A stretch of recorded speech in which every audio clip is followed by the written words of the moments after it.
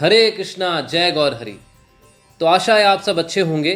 तो आज हम आपके सामने कार्तिक मास की महिमा का वर्णन करने जा रहे हैं।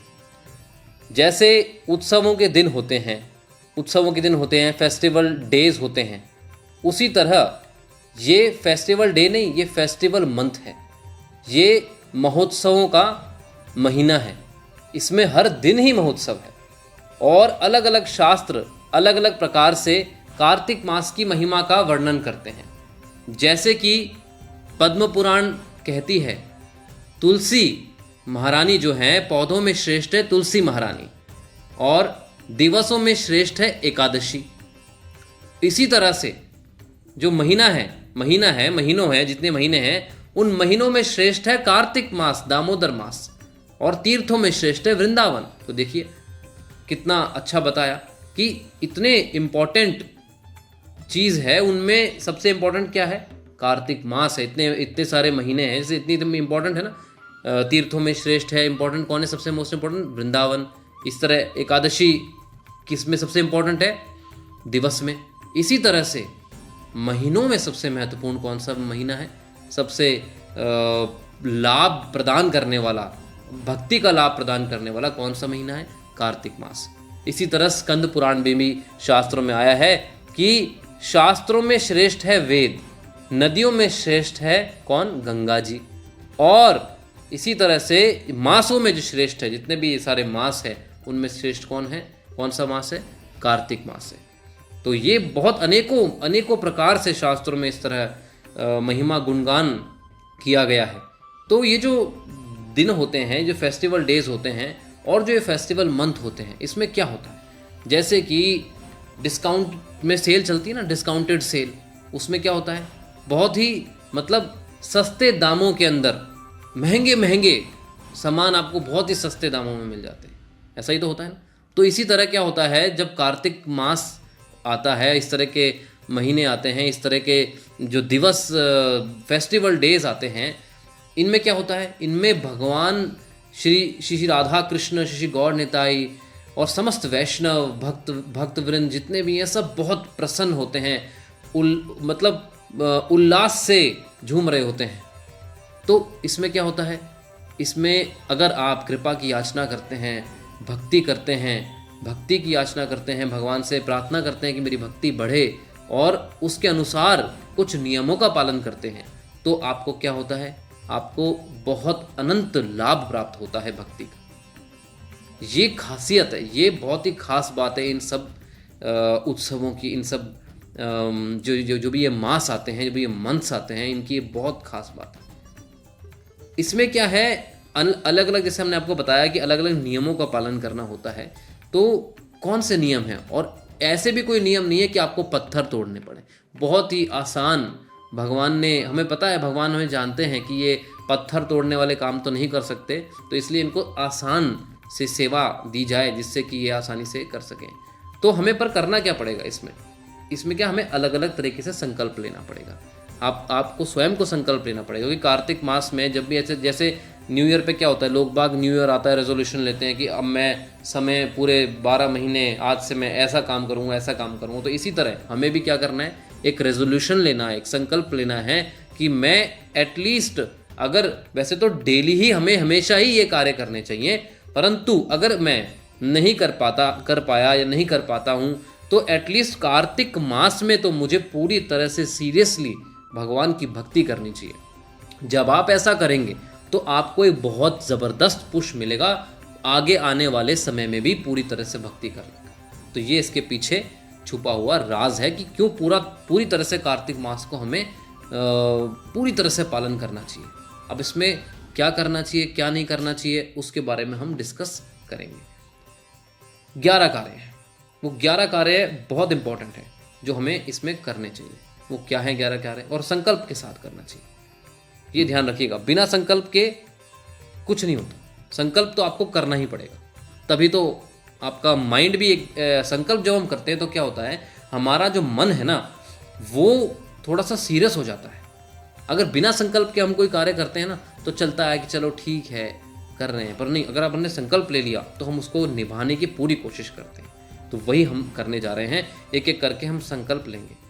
जैसे कि सबसे पहला, कार्तिक अहम करिष्यामि दीपदानम जनार्दना, कि कार्तिक, कि हे जनार्दन भगवान, हे कृष्ण भगवान, मैं इस कार्तिक के महीने में प्रातःकालीन में और संध्या के समय, सुबह शाम में क्या करूँगा, मैं दीप दान करूँगा। आपको प्रतिदिन एक दीप का दान करूँगा, 2 दीप के, सुबह भी और शाम को भी, है ना। तो क्या होता है दीपदान करने से? शास्त्रों में बहुत महिमा बता रखी है। जैसे कि एक बात मैं आपसे शेयर करता हूँ। जैसे जितने पाप, मतलब जो बहुत बड़े बड़े, मतलब कोई पापी हों, जिन्होंने, शास्त्र बताते हैं, जैसे जो बड़े बड़े पर्वत होते हैं, मेरू पर्वत हैं, मंदराचल पर्वत हैं, बहुत विशाल पर्वत हैं, अगर आपने इन पर्वतों के समान भी पाप इकट्ठे कर रखे हैं, अपने पिछले जन्मों के हमने इकट्ठे कर रखे हैं अगर हम कार्तिक मास में दीपदान करते हैं, दिल से दीपदान करते हैं, हृदय से भगवान को प्रेम से दीपदान करते हैं, तो क्या होता है, ये सारे के सारे पापों के पहाड़ चकनाचूर हो जाते हैं। जी हाँ। इसी तरह से आगे नेक्स्ट हम चलते हैं। हम आपको बताएंगे एंड में कि किस प्रकार आप दीपदान कर सकते हैं। ये पूरा श्रृंखला हमारी पूरी हो जाए, इसके बाद हम एंड में आपको बताएंगे किस प्रकार आप दीपदान कर सकते हैं ना, कैसे कैसे आपको दीपदान करना है। फिर दूसरा, कार्तिक अहम करिष्यामि महामंत्र जपम सर्वम, क्या, कि कार्तिक मास में मैं क्या करूँगा, महामंत्र का जाप करूँगा, महामंत्र का जाप करूँगा। हरे कृष्ण कृष्ण कृष्ण हरे हरे, हरे राम राम राम हरे हरे। प्रतिदिन आप हरे कृष्ण महामंत्र का जाप करिए इस कार्तिक मास में। फिर कार्तिक मास क्या होगा, कार्तिक अहम करिष्यामि प्रातः काल स्नानम जनार्दना, क्या करूँगा, कार्तिक मास में मैं रोज़ प्रतिदिन प्रातःकाल उठूँगा, ब्रह्म मुहूर्त में उठूँगा और क्या करूँगा, स्नान करूँगा और मंगला आरती करूँगा, नरसिंह प्रार्थना करूँगा, तुलसी पूजा करूँगा। पूरा मतलब ये पूरा एक जो मॉर्निंग प्रोग्राम है, आप गिव गीता हमारा यूट्यूब चैनल है, youtube.com/गिव गीता लाइव, उसके ऊपर डेली हमारा 4:30 बजे से मंगला आरती का पूरा कार्यक्रम आता है। मंगला आरती होती है, नरसिंह प्रार्थना, तुलसी पूजा, उसके बाद सब हरे कृष्ण महामंत्र का जाप करते हैं और उसके बाद आगे हम आपको बताएंगे, कथा भी होती है, श्रीमद् भागवतम की कथा होती है, लेक्चर होता है और प्रश्नोत्तर भी होते हैं। बहुत ही सिस्टमैटिक वैसे ये पूरा मॉर्निंग प्रोग्राम चलता है। गुरु पूजा होती है, श्री प्रभुपाद जी की पूजा होती है, दर्शन आरती होती है भगवान की। तो अनेकों इसके अंदर जो प्रोग्राम्स हैं वो चलते रहते हैं, बहुत सारे प्रोग्राम चलते रहते हैं, जिससे कि आपकी भक्ति में आपका अपलिफ्टमेंट हो। ठीक है, आप मतलब मानसिक रूप से भी बहुत ही संतुलन बनाए रखें। ये सब सारा जो मेन जो चीज़ है, ये माइंड को कंट्रोल करने के लिए बना है, क्योंकि हमारा मानसिक संतुलन बिगड़ जाता है। उससे क्या होता है, हमारा डिसीजन मेकिंग खत्म हो जाती है, सारा जीवन गड़बड़ हो जाता है, हमारा सही गलत की पहचान नहीं कर पाते हम। तो इसलिए जब आप ये पूरा मॉर्निंग प्रोग्राम अच्छी तरह अटेंड करेंगे तो आपको क्या होगा, आपको डिसीजन मेकिंग पावर आएगी, माइंड कंट्रोल होगा, उससे डिसीजन मेकिंग आएगी। डिसीजन मेकिंग से सही और गलत की क्या पहचान कर पाएंगे और आपको जो फ्रूट्स मिलेंगे वे सही करेंगे तो अच्छा ही मिलेगा आपको, है ना। तो ये बात अब ध्यान से सुनिएगा। इसी तरह से कार्तिक अहम करिष्यामि कीर्तनम जनार्दना, किस कार्तिक मास में मैं क्या करूँगा, कीर्तन करूँगा। हरे कृष्णा कृष्णा कृष्णा हरे हरे, हरे राम राम राम हरे हरे। किस कार्तिक मास में मैं कीर्तन करूँगा, सुबह शाम भगवान का कीर्तन करूँगा। आप कीर्तन करेंगे, उससे आपकी शुद्धि होगी, भगवान हृदय में प्रकट होंगे। तो ये बहुत ज़रूरी है भगवान का कीर्तन करना। और ये संकीर्तन युग है, ये कलयुग में तो संकीर्तन का युग है। इस संघ में मिलकर क्या करना, कीर्तन करना। संघ बहुत ज़्यादा ज़रूरी है, संघ में मिलकर कीर्तन करना बहुत ज़्यादा आवश्यक है। ये संघ ऐसे ही है जैसे कि मान लो एक व्यक्ति है, अगर एक व्यक्ति क्या करे कि उसको बोल दिया जाए कि गड्ढे खोदो, एक बहुत बड़ा गड्ढा खोदो, उसमें से क्या करो, पानी निकालो, है ज़मीन के अंदर से पानी निकालना है, क्या करना है, गड्ढा खोदना है, बहुत बड़ा गड्ढा खोदना है, पानी निकालना है, डीप भी जाएगा जो गड्ढा होगा, क्योंकि पानी कैसे निकलेगा फिर। तो अगर एक व्यक्ति को कह दिया कि 10 व्यक्ति को कह दिया कि भाई या तुम खोदो, और 10 व्यक्ति ने क्या किया, एक साथ गड्ढा खोदने की जगह अलग अलग जगह गड्ढे खोदने शुरू कर दिए, कितनी देर में पानी आएगा बताइए आप। और अगर वो 10 के 10 एक ही जगह गड्ढा खोदें तो कितनी जल्दी पानी आ जाएगा। आएगा ना। क्यों? क्योंकि संग, तो ये संग ही शक्ति है। तो आप आपकी फैमिली के साथ सबको साथ में मिलाइए और सबको साथ में मिला के कीर्तन करिए, फिर देखिए आपके जीवन में भगवान श्री कृष्ण के भक्ति की, भगवान श्री कृष्ण की कृपा की बरसात होगी जी। वो पानी बरसेगा आपके ऊपर, भगवान श्री कृष्ण की कृपा। तो इसी तरह से जितने भी संकल्प हैं आप एक के बाद एक इसी तरह से संकल्प ले सकते हैं। वो आपके ऊपर है कि मैं क्या क्या करना चाहता हूँ। इसी तरह से क्या है, शास्त्र अध्ययन, शास्त्रों का अध्ययन करिए, बहुत ज़्यादा आवश्यक है। शास्त्रों का अध्ययन करने से क्या होता है, फिलॉसफी क्लियर होती है, दर्शन समझ में आता है हमें, और जब वो दर्शन समझ में आता है तब हम भगवान के दर्शन करने के लायक बनते हैं। तो ये बहुत ज़्यादा ज़रूरी है शास्त्रों को समझना, उससे हमारी श्रद्धा परिपक्व होती है। जब हम देखते हैं कि हाँ भाई भगवान ये कह रहे हैं हमसे, और प्रभुपाद जी को पढ़ते हैं, प्रभुपाद जी ने इतनी सारी किताबें, इतने सारे ग्रंथ हमारे लिए लिखे हैं, तो हम उनका अध्ययन करें, भगवत गीता पढ़ें। और भगवत गीता पढ़ने के साथ साथ ही 13 घंटे का जो हमारा कोर्स है गुरुजी वृंदावन चंद्र दास जी का, डॉक्टर वृंदावन चंद्र दास जी बहुत ही अच्छी तरह से 13 घंटे कोर्स में उन्होंने समझाया है कि किस प्रकार हम 24 घंटे भक्ति कर सकते हैं, किस प्रकार। तो वो भी आप सुनिए, पूरा कोर्स सुनिए आप, बहुत अच्छी तरह उसमें समझाया हुआ है। तो जैसे गुरुजन बताते हैं, शास्त्र बताते हैं कि हमें 16 माला का जाप करना चाहिए। हरे कृष्ण महामंत्र की 16 माला का आप जाप करिए। अगर आप 16 माला का जाप नहीं कर पा रहे हैं स्टार्टिंग में ही, तो एटलीस्ट आप पहली बारी अगर माला कर रहे हैं तो 2 माला शुरू करिए, 4 माला शुरू करिए। इस तरह से आप धीरे धीरे बढ़ाइए और कार्तिक के एंड तक 16 माला पे आ जाइए। देखो कितनी जल्दी आपकी प्रगति होगी। ठीक है प्रभु जी, तो ये बहुत ज़्यादा ज़रूरी है। तो इसके बाद क्या है कि जो भी आप पाएँ भगवान को भोग लगा के ही ग्रहण करें। इसके अलावा और कुछ ग्रहण मत करें। भगवान को अपने घर में अगर आपके प्याज लहसुन वगैरह बनता है, बंद कर दो, बिल्कुल स्टॉप कर दो उसको। नॉनवेज बनता है, बिल्कुल बंद कर दो। एटलीस्ट ये कार्तिक मास के लिए बंद कर दो, और फिर जब आपको प्रैक्टिस हो जाएगी तो आगे भी बंद हो जाएगा। तो उसकी चिंता मत करो आप, पर अभी इस मंथ के लिए आप सोचो कि इस महीना मुझे बिल्कुल नहीं खाना। ठीक है, तो बहुत ज़्यादा आवश्यक है। लहसुन, प्याज और मसूर की दाल और ये रजो तमोगुण प्रधान जो खाना होता है, इसको बिल्कुल बंद करो और सात्विक आहार बनाओ। और भगवान श्री राधा कृष्ण को, गौर निताई को भोग लगाओ। प्रभुपाद जी से प्रार्थना करो कि प्रभुपाद जी हम तो इतने शुद्ध हैं नहीं, आप कृपा करके भोग लगाइए। तो ये आप प्रार्थना करो, बहुत ज़्यादा ज़रूरी है ना। और अगला है कठोरता से 4 नियमों का पालन करना। 4 नियम क्या होते हैं? पहला नियम, किसी प्रकार का कोई नशा नहीं। इसमें चाय, कॉफ़ी, तंबाकू, बीड़ी, सिगरेट, अल्कोहल, ड्रग्स और जो भी नशीला पदार्थ है जिससे आपको नशा होता है वो आप नहीं ग्रहण करें। जैसे कि कोका कोला ड्रिंक होती है, उसके अंदर भी कैफीन होता है। चॉकलेट होती है, वो कोकोआ से बनती है, कोकोआ में भी कैफीन होता है।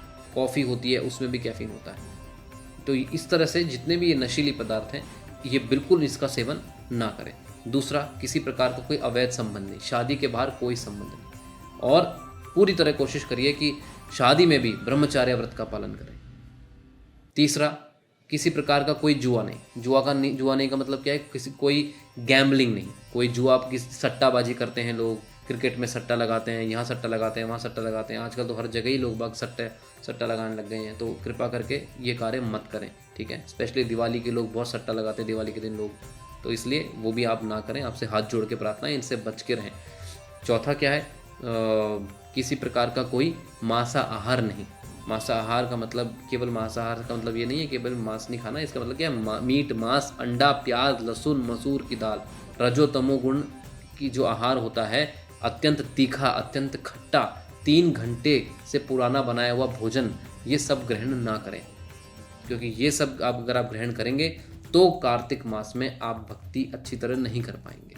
अगर आप ये सब करेंगे तो भक्ति कहाँ से कर पाएंगे? ये तो हाथी स्नान वाला काम हो जाएगा। जैसे हाथी क्या करता है, पहले तो बढ़िया स्नान करके आ जाता है, और फिर जब धरती पे आता है तो अपने ऊपर मिट्टी डाल लेता है। तो आप ऐसा कार्य मत करें।